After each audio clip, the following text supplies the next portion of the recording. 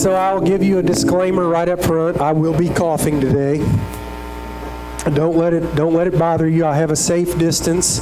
I'm not contagious or anything. I just wanted to warn you, I will be coughing at some point.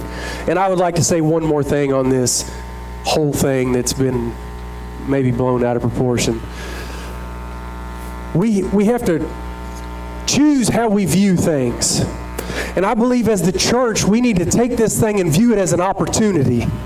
Because as Jason said, there's going to be people in our communities that they're going to be hurting in the midst of this, especially if they start closing businesses and doing all the stuff they talk about doing. They're going to need to see people who will help them, that will lift them up, that'll take stuff to them, that'll be there for them. In church, we have to stop viewing things with the eyesight of defeat, and we need to start standing and moving from the spot of victory, because Jesus won that victory, and it gives us the ability to stand in it, all right? All right, that's all I intend to say about that, but who knows? So as funny as this is, I gave this message, or a version of such, to the youth group several months ago, and I just got to tell you, as a pastor, I'm not like some biblical scholar. I didn't go to school to do this. This is something God led me into. And so for a long time, I've struggled with that, being able to teach people who may know more than me. And as a person, I like to read. Okay, does anybody else like to read? I have read my entire life, and I guess I get it from my dad, because my dad reads more than anybody I know. And I mean, he'll read a book a day. I mean, he just reads all the time. And as a young person, even in school, I read all the time. And so, I like history, and so history class in high school, I didn't go to college. In high school, so it was easy because I read it anyways and knew it. And so I had a lot of knowledge, and so I enjoy debates. I can talk on a range of things. But this always scared me. Especially as people started looking at me and calling me a pastor. That was like a really scary thing. And I don't know, in the last year, I've begun to realize, God is giving me wisdom. Through His Word, He's giving me wisdom. There's a difference in knowledge and wisdom, okay? You can know a lot and not be wise. And you can be wise and not know a lot of earthly stuff, okay? But God has been giving me wisdom. And so I gave this message months ago to youth group, and I thought, man, there's some wisdom for people in this. And so the last several times I've done this, I thought, this is the message I want to give. And God would say, no, put that away. I want you to talk about this. And I'm like, but wait a second, I've got this message basically prepared. This would be easier. He's like, no, not now. And last week, as Pastor Jason was preaching, God was saying, do you hear that? Now's my time. Now's my time for this message. I've been asking you to wait, and do you see why? And I was telling Jason about it afterwards. A lot of times I keep these messages really close to my chest. I don't know why I do that, but this one I talked to him about a lot, and we got excited. And then this week happened, and I saw all these pastors of these bigger churches saying, oh, we're going to teach a message on this, on peace, and all of this. And I was thinking, should I change my message? But I think it's perfect. So I want to ask you a question, and it's perfect because God is sovereign. You think God didn't see this coming and He didn't know it was going to happen? Anyway, I want to start by asking you a question. Who is God to you? I just want to have you roll that around in your mind as I speak, and let that speak to your heart and say, who is God to me? I titled this message, Sweet Emotions. Y'all know that song, right? I'm not the only one. But what I want to talk to you about today is emotions. And I know when I say that, there's a lot of men here, and some women that are going to say, oh, great. This person with me is overly emotional. They don't need to hear any more about emotions. They're always strung out about stuff, right? And then there's some of you that are saying, all right, Pastor, this person don't have no feelings and emotions, so maybe you can put some into him. I'm tired of, right? Isn't that the truth? And sometimes we squash emotions in kids, like, what are you crying for? You don't quit that crying, I'll give you something to cry about, right? So emotions and feelings are something that's difficult, guys. I mean, we watch a movie and we're like, oh, we don't want people to know we're wiping tears away because, guys don't cry, right? So I want to just read the definition of emotion and the definition of feelings, and then we'll talk about these things, or I'll talk about them a little bit. So emotion is defined as a natural, instinctive state of mind deriving from one's circumstance, mood, or relationships. Feelings are an emotional state or reaction, a belief, especially a vague or irrational one. Irrational is kind of fitting right now, I think. You all know what I'm talking about. So then I'm just going to read, this was the top 6 that they said were feelings and emotions. So it's happiness, sadness, fear, disgust, anger, and surprise. Y'all agree with those? Okay, so some people would tell you that love is an emotion, right? And I completely disagree with that. And the reason I disagree with that is because I believe love encompasses emotions and brings up emotions and stirs up emotions in a way that a lot of things don't. But I believe the Bible says God is love and God is not emotion. God has emotions, but He is not emotion. And so love, I believe, a large part, is God, but for us it's a choice that we choose to make. And if you've been married for a long time, you understand that sometimes you have to get up and make that choice on a daily basis, right? My wife, God bless her, I'm sure has to make that tough decision on a daily basis. Now, in saying that, love matures as you're married, and it becomes something fuller and richer and more beautiful than anything that you can imagine. And so for me, I would say lust is an emotion, because it's like this thing that it stirs up emotion too. But and so that's why we try to encompass love as an emotion, is because society very much stirs the pot of love and lust, and they're mixed up, and we don't even... it's hard to tell the difference sometimes if you listen to society and you watch the way a lot of relationships work, right? That's all I'm going to talk about that. That's a conversation for a different day, although it is children's church, so we could probably talk about it. So I want to read a story to you from the Old Testament. You all know who Samson is, right? So I'm going to read, it's in Judges 14. I'm going to read 14 and maybe at least some of 15. And then I'll start talking about it. So Judges 14, at the start, on 1, it says, let's see. Samson went down to Timnah and saw there a young Philistine woman. When he returned, he said to his father and mother, I have seen a Philistine woman in Timnah. Now get her for me as my wife. His father and mother replied, Isn't there an acceptable woman among your relatives or among all our people? Must you go to the uncircumcised Philistines to get a wife? But Samson said to his father, Get her for me, she's the right one for me. His parents did not know that this was from the Lord, who was seeking an occasion to confront the Philistines, for at that time they were ruling over Israel. Samson went down to Timnah together with his father and mother. As they approached the vineyards of Timnah, suddenly a young lion came roaring toward him. The Spirit of the Lord came powerfully upon him, so that he tore the lion apart with his bare hands, as he might have torn a young goat. But he told neither his father nor his mother what he had done. Then he went down and talked with the woman, and he liked her. Sometime later, when he went back to marry her, he turned aside to look at the lion's carcass, and in it he saw a swarm of bees and some honey. He scooped out the honey with his hands and ate as he went along. When he rejoined his parents, he gave them some, and they too ate it. But he did not tell them that he had taken the honey from the lion's carcass. Now his father went down to see the woman, and there Samson held a feast, as was customary for young men. When the people saw him, they chose 30 men to be his companions. Let me tell you a riddle, Samson said to them. If you give me the answer within 7 days of the feast, I will give you 30 linen garments and 30 sets of clothes. If you can't tell me the answer, you must give me 30 linen garments and 30 sets of clothes. Tell us your riddle, they said. Let's hear it. He replied, Out of the eater, something to eat. Out of the strong, something sweet. For 3 days they could not give the answer. On the fourth day, they said to Samson's wife, "Coax your husband into explaining the riddle for us, or we will burn you and your father's household to death.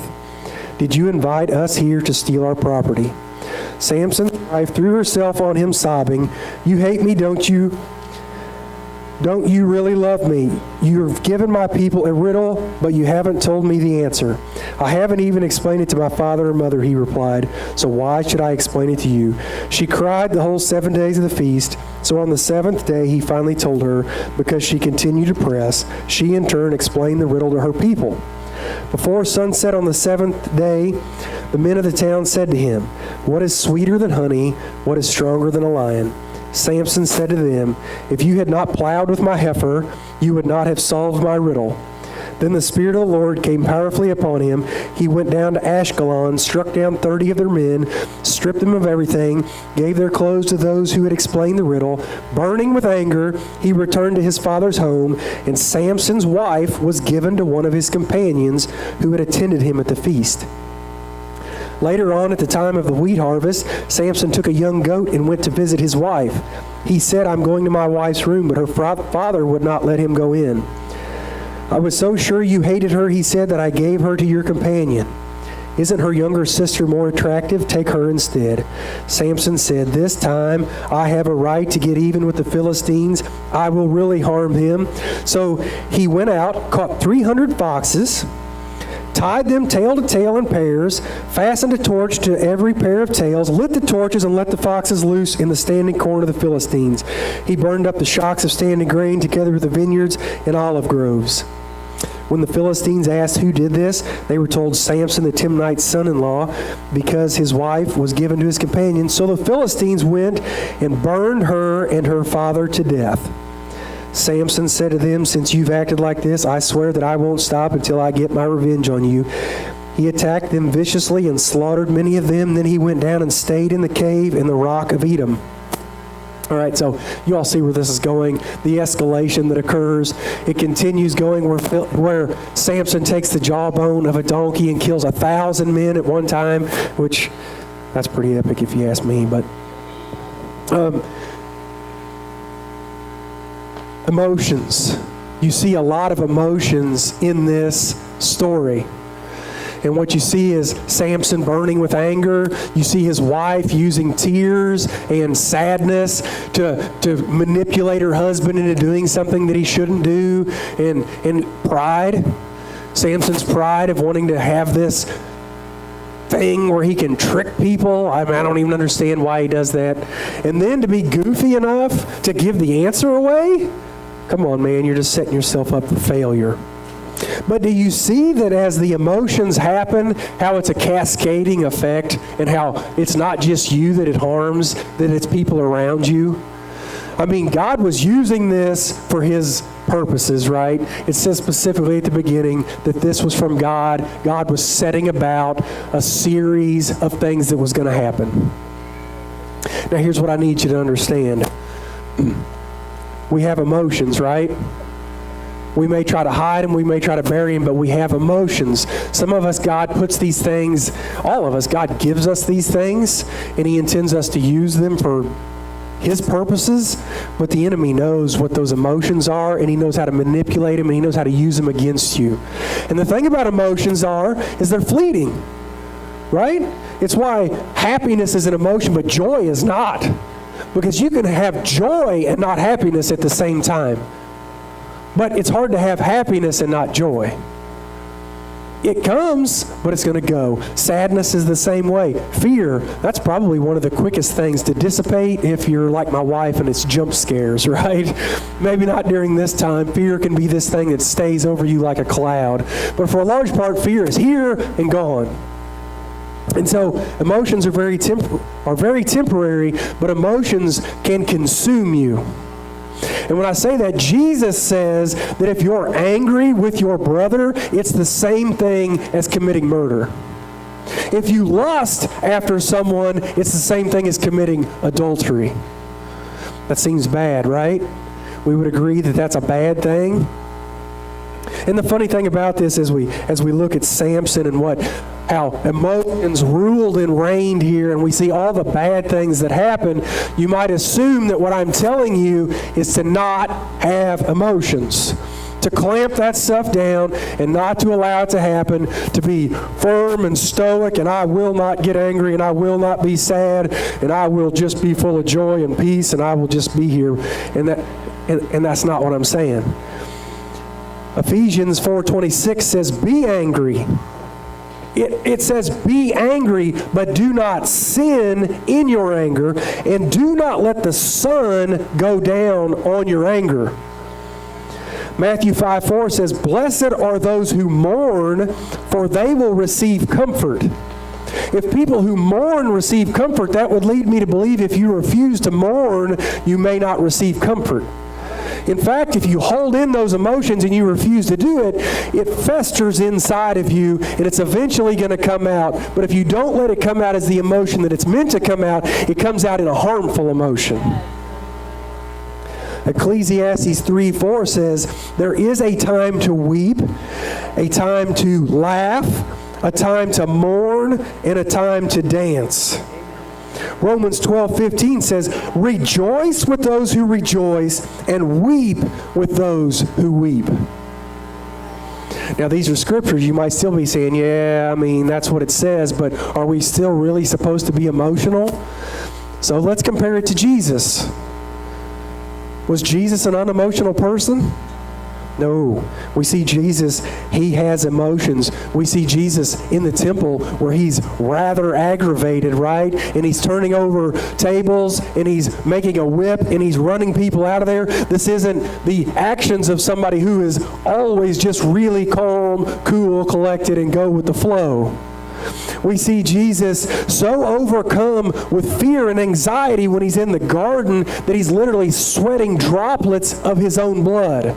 That isn't somebody who is not emotional.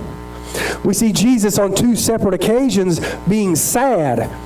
We know that at the time when Lazarus dies and Jesus goes there and he encounters his sisters, that he sees they're so distraught and so upset that Jesus actually weeps. So here's your Bible memory verse for the day, John 11:35. Jesus wept.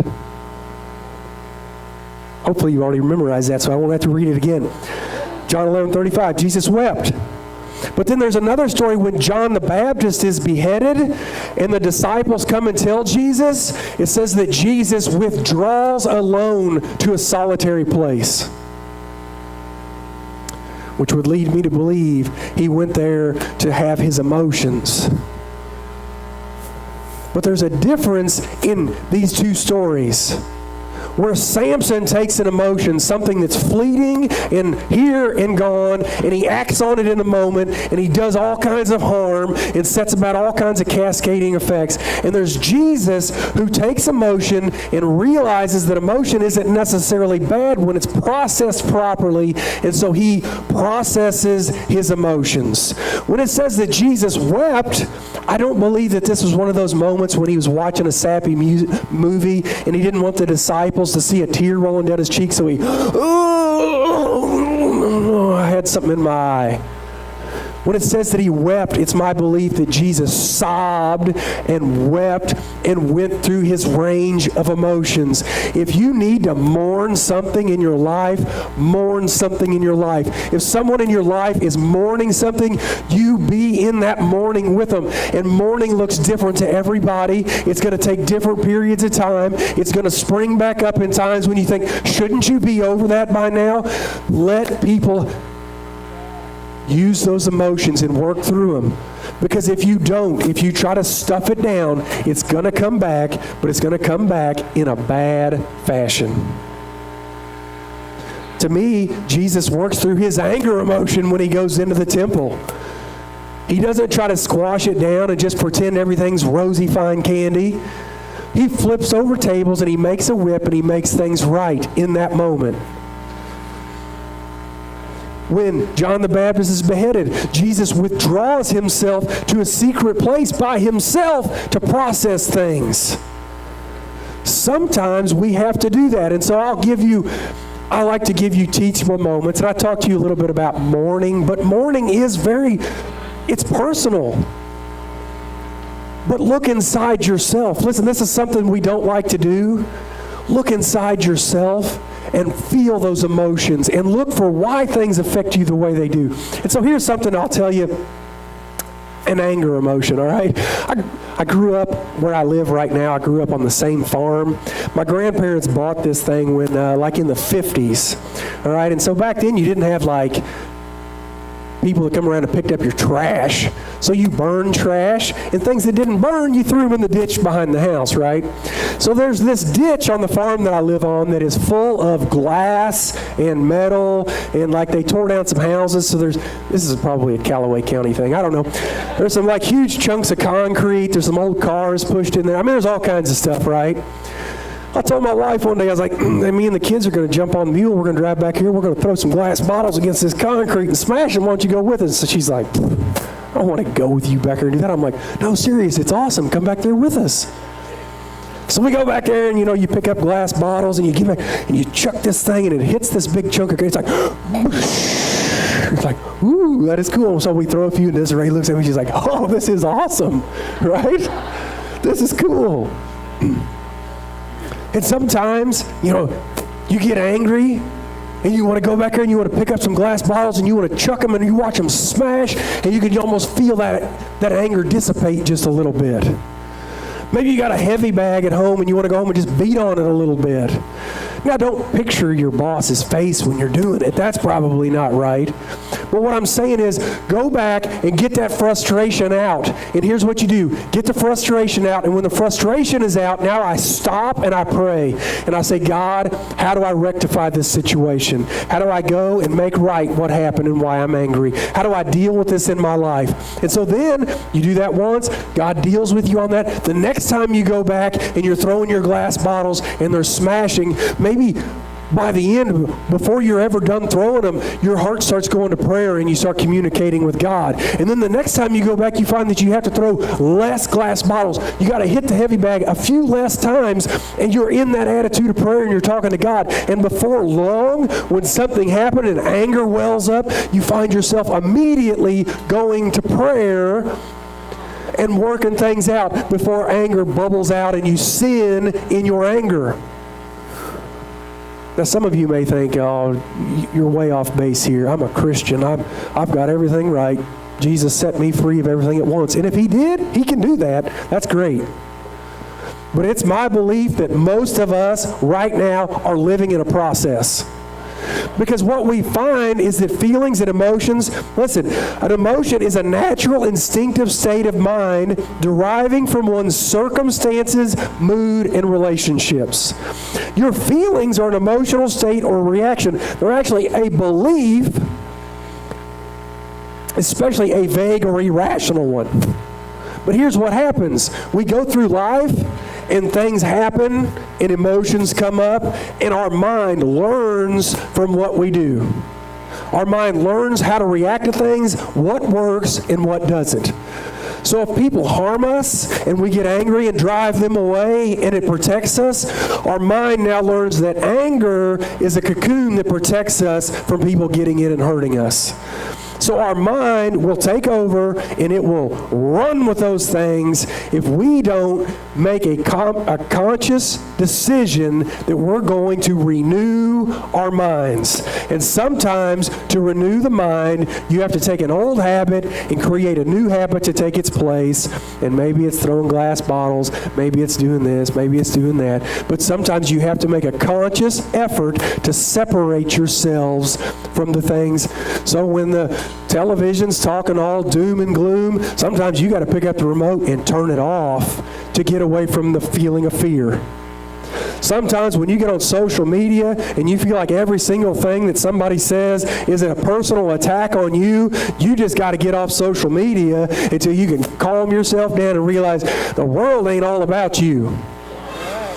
The sun ain't rising and setting just because you exist. And that's the truth.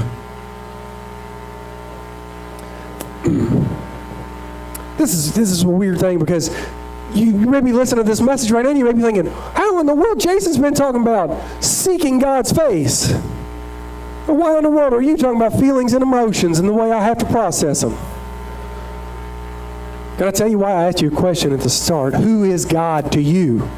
And when I ask that question, you roll that around in your mind and you say, oh, who is God to me? Well, God is, He's the healer, or God is this. And that's not what I mean. That's not what I'm saying. You see, here's what we find with Samson. Samson was set apart for God's purpose. And Samson starts doing every single thing he's not supposed to do. Because when he kills that lion, he's not supposed to touch a dead body. What does he do? He goes back and there's honey inside of it, and he takes honey out of that's nasty. Come on now. That's he's probably the one that caused this COVID-19. Doing that right there.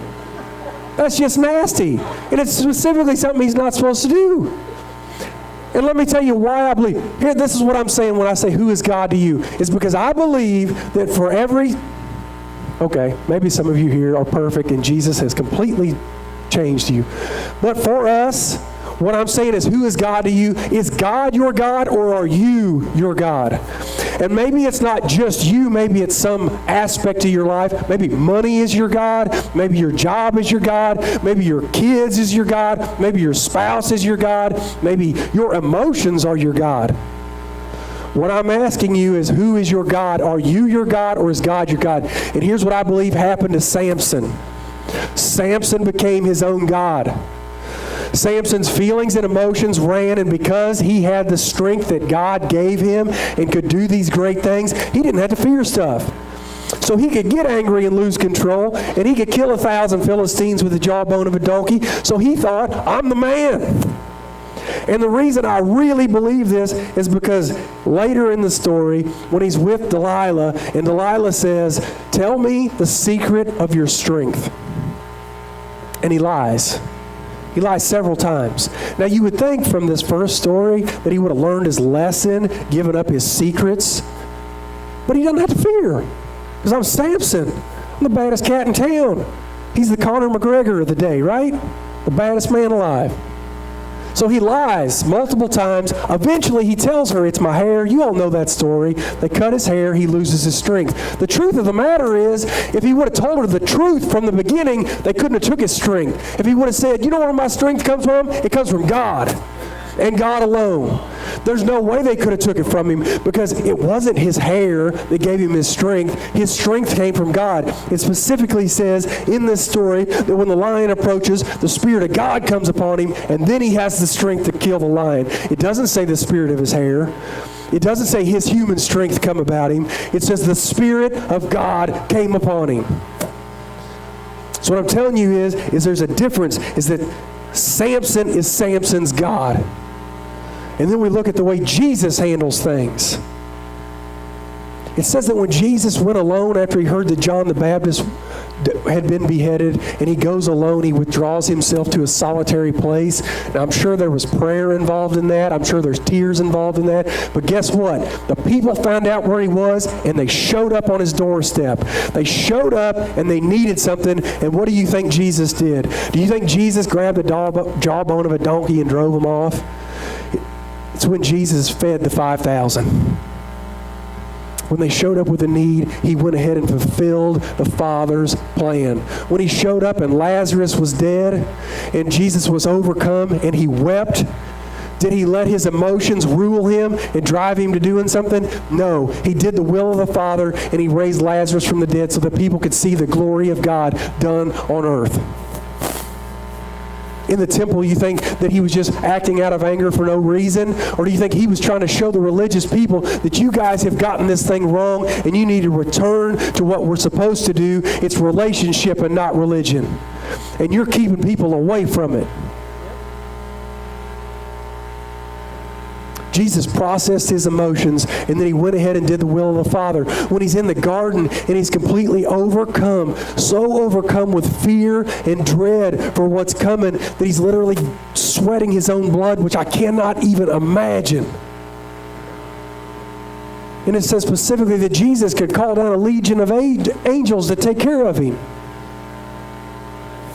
He could have done whatever he wanted at this point, but what does he do? He gets on his knees and he prays. And he says, God, if you can take this cup from me, take it. But if you can't, Let your will be done, not mine. Let your will be done.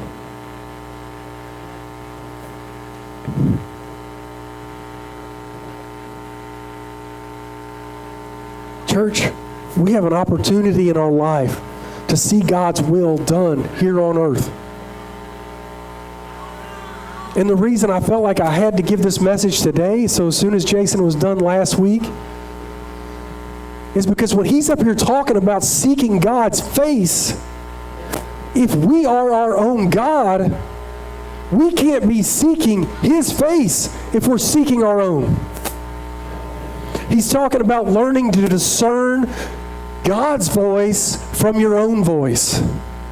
And if we're so consumed with our own emotions, because I'm going to tell you what, this is what happens in life. Your life circumstances teaches you those things, and you learn, if I react to things, literally, psychologists will tell you that's the way your brain works. Your brain is learning and processing, and it is a driving force in your life.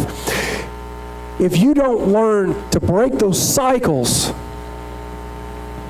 then you're going to continue acting out of your flesh, and your flesh is going to be the God of your life. Because when you feed it, it's just hungrier and hungrier and hungrier. It's why men, you could go out there and chase women, and it doesn't matter how many you catch, you always want to chase another one. It's why addictions are addictions. If an addiction could fill you up, it wouldn't be an addiction because you take enough of it one time and I'm done. No, you got to keep chasing that feeling and that emotional state. But if we know emotions are this fleeting thing, if we know that our sadness is going to be here today and it's going to be gone tomorrow, why would we feed it? If our anger is a thing that is going to be here and it's going to burn and it's going to dissipate, why do we feed that thing? I think a lot of times we really come about this from a place of defeat. And it's because we have this mindset of sinner. We have this mindset of, I can never be perfect. We have this mindset of, we're literally standing in a spot of defeat before we even get started. And the church will tell you that these things, some of these things I'm telling you, like this smashing glass bottles or beating on a heavy bag or doing what they're going to say, you shouldn't do that stuff if you're a Christian. You shouldn't have to do it. You just shouldn't be angry. You should have joy, so why would you be sad? You should have peace, so why should you be fearful? Do y'all know that God has emotions? God has been angry. Do you think God's heart has not broken when He had to destroy the world in a flood? Do you think God wasn't sad that He had to do that? Do you think when it says that Jesus felt alone on the cross because God looks away? Do you think it wasn't because His heart was breaking at the punishment that He had to put on His own Son to save us who didn't deserve it? God has emotions. There's nothing wrong with having these emotions. What's wrong is when we allow them to dictate and to guide and direct our lives. Joey, I don't know if you guys want to come up here. I don't know where to go from here. Because we have been driven by emotion this entire week. And what I've seen is that we're supposed to be one nation under God, right? And what we've become is a bunch of people so focused on different political parties or different belief systems that we're no longer one people.